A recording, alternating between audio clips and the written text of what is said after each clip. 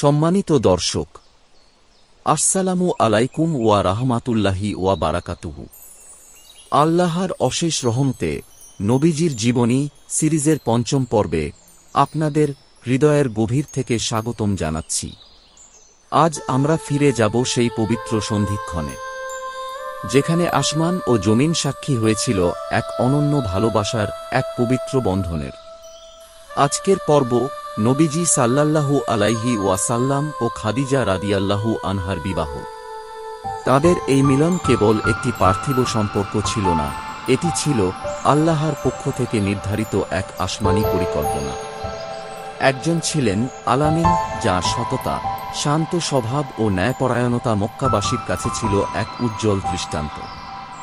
আর অন্যজন খাদিজা বিনতে খুয়াইলিদ রাদিয়াল্লাহু আনহা, যিনি ছিলেন মক্কার শ্রেষ্ঠ নারী, প্রজ্ঞার দীপ্তি, সম্মানের প্রতীক আর মর্যাদায় অনন্য এক আদর্শ। ব্যবসায়িক সফরে নবীজি সাল্লাল্লাহু আলাইহি ওয়াসাল্লামের সততা, বিনয় আর ন্যায়পরায়ণতা দেখে মুগ্ধ হয়েছিলেন খাদিজা রাদিয়াল্লাহু আনহা। তিনি অনুভব করেছিলেন এই মানুষটির হৃদয়ে আছে এমন এক আলো, যা কেবল দুনিয়ার নয়, আখিরাতের পথও আলোকিত করে।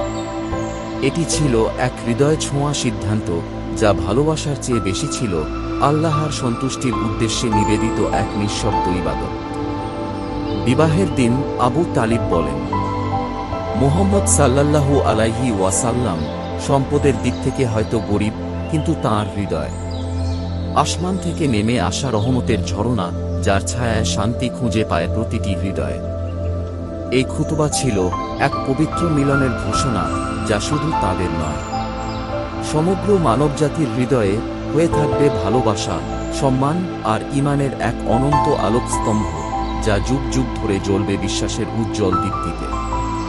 নবীজি সাল্লাল্লাহু আলাইহি ওয়াসাল্লামের তখন বয়স ছিল 25 আর খাদিজা রাদিয়াল্লাহু আনহার 40।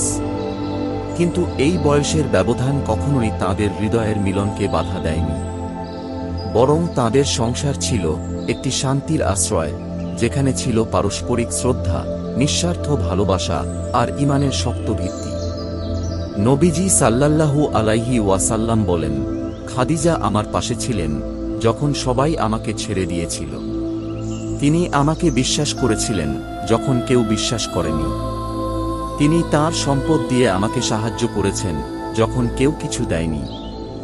তাদের ঘর ছিল একটি নিঃশব্দ ইবাদতের আশ্রয়, যেখানে প্রতিটি নিঃশ্বাসে ছিল ভালোবাসা, ধৈর্য আর ঈমানের দীপ্তি। সেই ঘরেই জন্ম নেন ফাতিমা রাদিয়াল্লাহু আনহা, নবীজির হৃদয়ের ফুল, যার মাধ্যমে বহমান হয় নবুয়তের বংশধারা। আর সেই ঘরেই নবীজির অন্তর প্রস্তুত হচ্ছিল আল্লাহর পক্ষ থেকে অর্পিত এক মহা দায়িত্বের জন্য, যার আলো পরবর্তীকালে ছড়িয়ে পড়েছিল সমগ্র মানবজাতির হৃদয়ে। প্রিয় দর্শক, এই গল্প শুধু অতীতের ইতিহাস নয়, এটি আমাদের জীবনের জন্য এক দীপ্তিময় আয়না, যেখানে ভালোবাসা মানে আস্থা, সম্মান আর ঈমানের আলোয় গড়া এক পবিত্র বন্ধন, যার প্রতিটি স্পর্শে আছে আল্লাহর রহমতের ছায়া। পরবর্তী পর্ব আসছে আগামী শুক্রবার সন্ধ্যা 7:30।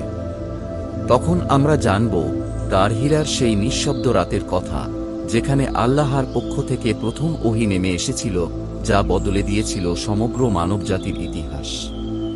তাই এখনই সাবস্ক্রাইব করুন হাদিসে পাক চ্যানেলটি আর বেল আইকনে ক্লিক করে দিন, যাতে পরবর্তী ভিডিও প্রকাশ হতেই আপনি সবার আগে দেখতে পারেন। আল্লাহ আমাদের সবাইকে নবীজির সুন্নাহর অনুসারী হওয়ার তৌফিক দিন। সবাই সুস্থ থাকুন, ভালো থাকুন। দেখা হবে পরের পর্বে ইনশাআল্লাহ। আসসালামু আলাইকুম ওয়া রাহমাতুল্লাহি ওয়া বারাকাতুহু।